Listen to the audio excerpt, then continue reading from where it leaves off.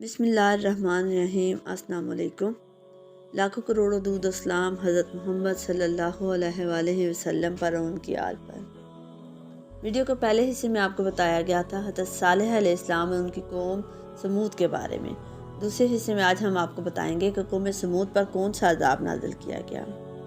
سورۃ بنی اسرائیل میں اللہ تعالیٰ فرماتے ہیں، ہم نے قوم سمود کو نشان کے طور پر اونٹنی عطا فرمائی تھی، لیکن انہوں نے اس پر ظلم کیا۔ بلا شبہ وہ ایک واضح نشانی تھی۔ کوئی شخص یہ نہیں کہہ سکتا تھا کہ جادوگروں نے اسے پیدا کیا ہے۔ وہ اونٹنی ان میں موجود رہی، ان کے علاقے میں جہاں چاہتی کھاتی پیتی، کنویں میں پانی پینے جاتی تو سارا پانی پی جاتی۔ وہ لوگ اس کا دودھ پیتے، دودھ سب کے لیے کافی ہو جاتا۔ ان کی آنکھوں کے سامنے اس نے ایک بچے کو جنم دیا۔ وہ شکل و صورت میں بالکل اپنی ماں جیسا تھا۔ لوگ اسے دیکھ کر تعجب کرتے، بچہ اونٹنی کے ساتھ ساتھ رہتا۔ یہ ایک واضح نشانی تھی۔ وہ اونٹنی ایک عرصے تک ان لوگوں میں رہی۔ پھر ایک دن قوم کے سرداروں نے مشورہ کیا کہ اگر ہم نے صالح علیہ السلام کو اسی طرح چھوڑ دیا تو کہیں لوگ ہمیں نہ چھوڑ دیں اور صالح علیہ السلام کے پیروکار بن جائیں۔ اس اونٹنی نے تو ہمیں مصیبت میں ڈال دیا ہے۔ ہم پورا ایک دن پانی کو چھو بھی نہیں سکتے کیونکہ یہ سارا دن پانی پیتی رہتی ہے۔ پھر یہ اس قدر دیو ہیکل ہے کہ بکریاں اسے دیکھ کر بھاگ جاتی ہیں، اونٹ اسے دیکھ کر خوفزدہ ہو جاتے ہیں۔ ہمیں چاہیے کہ اس سے چھٹکارا حاصل کر لیں۔ وہ آپس میں مشورہ کرتے رہے۔ آخرکار انہوں نے ایک آدمی منتخب کیا۔ اس کا نام خدار بن سالف تھا۔ اس کے ساتھ اس کا ایک ساتھی بھی تھا۔ ان دونوں نے مل کر اونٹنی کو قتل کیا۔ اللہ تعالیٰ سورۃ قمر آیت نمبر 29 اور 30 میں فرماتے ہیں، پھر ان لوگوں نے اپنے ساتھی کو بلایا، تب اس نے ہاتھ بڑھایا اور اس کی کونچیں کاٹ دی۔ پھر دیکھا ہمارا عذاب اور ڈراوا کیسا تھا۔ سورۃ نمل آیت 48 میں اللہ تعالیٰ فرماتے ہیں، اس شہر میں 9 آدمی ایسے تھے جو زمین میں فساد کرتے تھے اور اصلاح نہیں کرتے تھے۔ اس شخص کی یہ یقین دلایا گیا کہ اگر کسی نے تمہارے ساتھ برائی کا ارادہ کیا تو ہم سب تمہارا ساتھ دیں گے، کوئی یہ نہیں کہے گا کہ اسے قتل کر دیا گیا۔ اس یقین دہانی کے بعد یہ بدبخت اونٹنی کے انتظار میں بیٹھ گئے۔ اونٹنی پہاڑ کی طرف سے آتی تھی اور پانی پی کر واپس چلی جاتی تھی، یہی اس کا معمول تھا۔ جب ان لوگوں نے چٹان سے اونٹنی کو نکلتے دیکھا تو اچانک حملہ کرنے کے لیے آگے بڑھے، لیکن اس کا غصہ دیکھ کر خوفزدہ ہو گئے، الٹے پاؤں بھاگے۔ بدبخت قدار اپنے ساتھیوں کی یہ حالت دیکھی تو آگے بڑھ کر اونٹنی کی ران میں تیر مارا، اس سے اونٹنی کی ران کی ہڈی ٹوٹ گئی اور وہ نیچے گر گئی۔ پھر اس ظالم نے اپنے ساتھیوں کو آواز دی اور آگے بڑھ کر اس اونٹنی کی کونچیں کاٹ دی۔ سورۃ الشمس میں اللہ تعالیٰ فرماتے ہیں، ان لوگوں نے اپنے پیغمبر کو جھوٹا سمجھ کر اس اونٹنی کی کونچیں کاٹ دی، بس ان کے رب نے ان کے گناہوں کے باعث ان پر ہلاکت ڈالی اور پھر ہلاکت کو عام کر دیا اور اس بستی کو ہلاک کر دیا۔ اونٹنی کی کونچیں کاٹ دیے جانے کے بارے میں اللہ تعالیٰ ایک دوسرے مقام پر فرماتے ہیں کہ پس انہوں نے اونٹنی کو مار ڈالا اور اپنے پروردگار کے حکم سے سرتابی کی اور کہنے لگے، اے صالح علیہ السلام، جن عذابوں سے تو ہمیں ڈراتا دمکاتا رہتا تھا، اگر تو واقعی پیغمبر ہے تو ان عذابوں کو ہم پر نازل کرا دے۔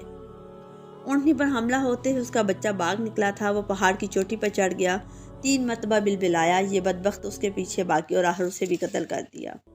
پھر تمام بستی والے جمع ہوئے، اونٹنی اور اس کے بچے کا گوشت تیار کیا گیا اور بڑے مزے کے ساتھ اس کو کھایا گیا۔ اس جرم میں ان سب نے شرکت کی سوائے ان لوگوں کے جو حضرت صالح علیہ السلام پر ایمان لے آئے تھے۔ صالح علیہ السلام کو جب یہ خبر ملی تو وہ گھبرائے ہوئے اونٹنی کے پاس پہنچے۔ اونٹنی بے جان پڑی تھی، اس کا بچہ بھی بے جان تھا، لوگ ان کے گرد جمع تھے اور اس کا گوشت کھا رہے تھے۔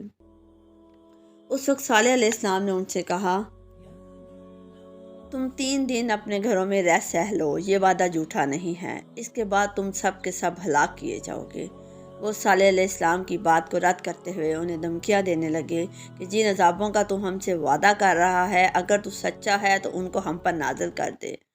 اس کے بعد وہ جمع ہو کر مشورہ کرنے لگے کہ آج رات کو صالح علیہ السلام کو بھی مار ڈالیں گے۔ ان کے اس مشورے کے بارے میں اللہ تعالیٰ سورۃ النمل آیت نمبر 48 اور 49 میں فرماتے ہیں، اس شہر میں 9 سردار تھے، وہ زمین میں فساد مچاتے رہتے اور اصلاح نہیں کرتے تھے۔ انہوں نے آپس میں بڑی قسمیں کھا کر عہد کیا کہ ہم رات کو ہی صالح علیہ السلام کو اس کے گھر والوں پر چھاپہ ماریں گے اور اس کے وارثوں کو صاف کہہ دیں گے کہ ہم ان کے اہل کی ہلاکت کے وقت موجود نہیں تھے، ہم بالکل سچے ہیں۔ اب یہ لوگ حضرت صالح علیہ السلام کے گھر کی طرف چلے۔ سورۃ نمل آیت 50 اور 51 میں اللہ تعالیٰ فرماتے ہیں، اور انہوں نے ایک داؤ کھیلا، سو ہم نے بھی ایک ایسا داؤ کھیلا کہ انہیں خبر بھی نہ ہوئی۔ پھر دیکھو کہ ان کے داؤ کا کیا انجام ہوا، ہم نے انہیں ان کی ساری قوم کو ہلاک کر دیا۔ صالح علیہ السلام کا گھر پہاڑ کی بلندی پر تھا۔ یہ فسادی لوگ ابھی اوپر چڑھ ہی رہے تھے کہ زمین حرکت کرنے لگی۔ ایک چٹان اوپر سے لڑکتی ہوئی آئی اور ان تمام کو پیس کر رکھ دیا۔ ان 9 فسادی لوگوں کی ہلاکت کے ساتھ ہی اللہ کے عذاب کی ابتدا ہو چکی تھی۔ حضرت صالح علیہ السلام نے اپنے ساتھیوں کے ساتھ اس بستی کو چھوڑ دیا۔ صبح ہوئی تو لوگوں نے ایک عجیب منظر دیکھا۔ قوم سمود کے تمام لوگوں کے چہرے زرد پڑ چکے تھے۔ وہ سب رونے لگے کیونکہ عذاب کے آنے کا احساس شروع ہو چکے تھے۔ دوسرے دن تمام لوگوں کے چہرے آگ کی طرح سرخ ہو گئے اور تیسرے دن تمام کے چہرے سیاہ ہو چکے تھے۔ اپنی یہ حالت دیکھ کر سب لوگ رونے اور چیخنے لگے۔ اب انہیں یقین ہو چکا تھا کہ عذاب کا وعدہ برحق تھا۔ اللہ تعالیٰ نے انہیں پہلی قوموں کی طرح ایک قسم کا عذاب نہیں دیا تھا۔ جیسے قوم نوح کو طوفان کے ذریعے، قوم عاد کو صرف طوفانی ہوا کے ذریعے ہلاک کیا گیا، لیکن قوم سمود کو اللہ تعالیٰ نے طرح طرح کے عذابوں سے دوچار کیا، اس لیے کہ انہوں نے اپنی مطلوبہ شرط پوری ہونے کے باوجود ایمان قبول نہیں کیا تھا۔ عذاب کی ابتدا زلزلے سے ہوئی۔ زمین حرکت کرنے لگی۔ اس کی وجہ سے وہ لوگ اپنے گھروں میں اوندے کے اوندے پڑے رہ گئے۔ ان میں اٹھنے کی طاقت تک نہ رہی۔ پھر آسمان میں سخت کڑاکا ہوا اور اس کی ہولناک دہشت انگیز چنگار نے ان کے بیجے پھاڑ کر رکھ دیے۔ ایک ہی لمحے میں ایک ساتھ وہ سب کے سب ڈھیر ہو گئے۔ سورۃ ہود میں اللہ تعالیٰ فرماتے ہیں کہ ایک زور کی کڑک نے ان ظالموں کو آ لیا، پھر تو وہ اپنے گھروں میں زانوں کے بل مردہ پڑے رہ گئے، ایسے گویا کہ وہ آباد ہی نہ تھے۔ دوسری طرف صالح علیہ السلام اور ان کے ساتھیوں کو اللہ تعالیٰ نے اپنی رحمت سے نجات دی۔ اللہ تعالیٰ سورۃ ہود آیت نمبر 66 میں فرماتے ہیں، پھر جب ہمارا فرمان آ پہنچا، ہم نے صالح علیہ السلام اور ان پر ایمان لانے والوں کو اپنے فضل سے بچا لیا اور اس دن کی رسوائی سے بھی۔ یقیناً تیرا پروردگار نہایت توانا اور غالب ہے۔ اس قوم کے آثار آج تک باقی ہیں۔ مدینہ منورہ کے شمال مغرب میں ان کے گھر موجود ہیں۔ اب یہ علاقہ مدائن صالحہ کے نام سے مشہور ہے۔